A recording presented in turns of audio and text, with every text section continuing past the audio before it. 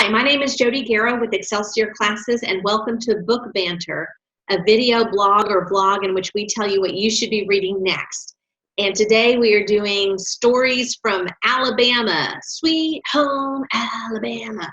So we've got some good stuff today, and the first one is just the iconic Alabama story written by Harper Lee. You're probably very familiar with it, To Kill a Mockingbird.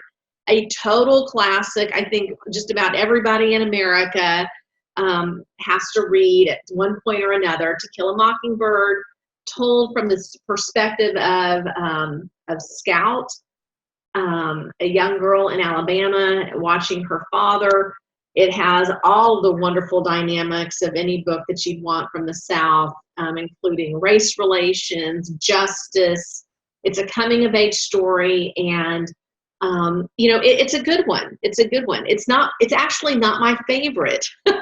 Harper Lee kind of famously, this is her only contribution during her life. Towards the end of her life, she did allow a manuscript which was a predecessor to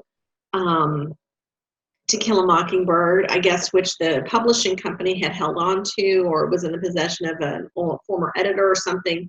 But she allowed this one to be published as well. It's Harper Lee, Go Set a Watchman.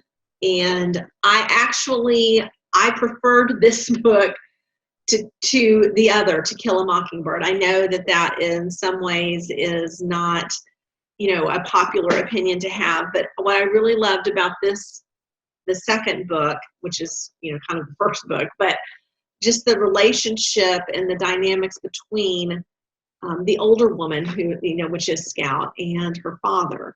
And I thought it showed a depth of richness that I just kind of felt was missing in the other book. I did enjoy it. I know a lot of people didn't really like this one as much and prefer the other, but I actually prefer this one, both taking place.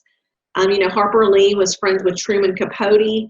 I didn't include his books about Alabama here because I don't know that those are good for the kind of audience that I think I'm speaking with, and I can't recommend them. So we're not talking about Truman Capote today, but I have another Alabama native, and this is a great one too. This is a memoir, and it's by Helen Keller. You may not remember that Helen Keller was born in Alabama. This is her autobiography, The Story of My Life. And although many of us know probably more readily The Miracle Worker, which really portrayed more so Annie Sullivan, this is Helen Keller's own contribution, and such a lovely book. And the one that I have is a Signet Classic, and it has it has an afterword by Marlee Matlin, another person who was hearing impaired. Okay, so those are my three Sweet Home Alabamas, but I have a couple more. And this one I'm sure that many have not heard of, but it is hilarious. Oh, it's so funny. It's called Pickett's Charge. It's a novel, and it is written by Charles McNair. Now, Charles McNair had a previous book called The Land of Goshen, and I believe it was a Pulitzer Prize finalist. This is his second novel. He's not a prolific writer in terms of, output for novels, but this book is hilarious. It's just hilarious. I don't know what it is about setting stories in Alabama that just makes things funny, but this book follows basically an elderly man. It takes place in the 60s and 1960s, and it follows an elderly man who is a Civil War veteran. I know that the chronology or the math for how old he is, et cetera, doesn't really add up, but just go with it because it is funny. He escapes from his nursing home and goes on a road trip. It's a funny book. In many ways, it did remind me somewhat of the other kind of Alabama thing, Forrest Gump. So anyway, Pickett's Charge. I hope that you'll take it up and read it and see what you think about it as well. And then finally, probably my favorite Alabama author is Rick Bragg. Rick Bragg. And he is a famous newspaper writer. He wrote for the New York Times, won the Pulitzer Prize.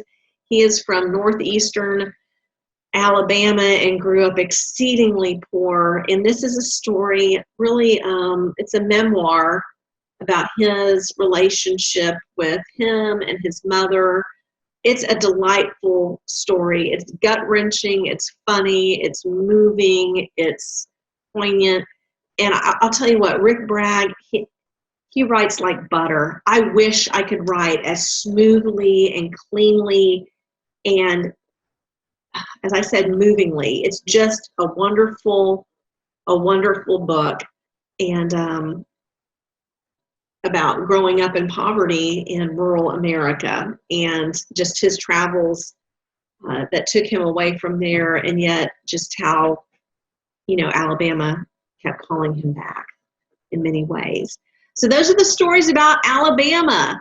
I hope that you'll pick some of these up, and until next time, I hope you have happy reading. Let us know what you think in the comments. Bye-bye.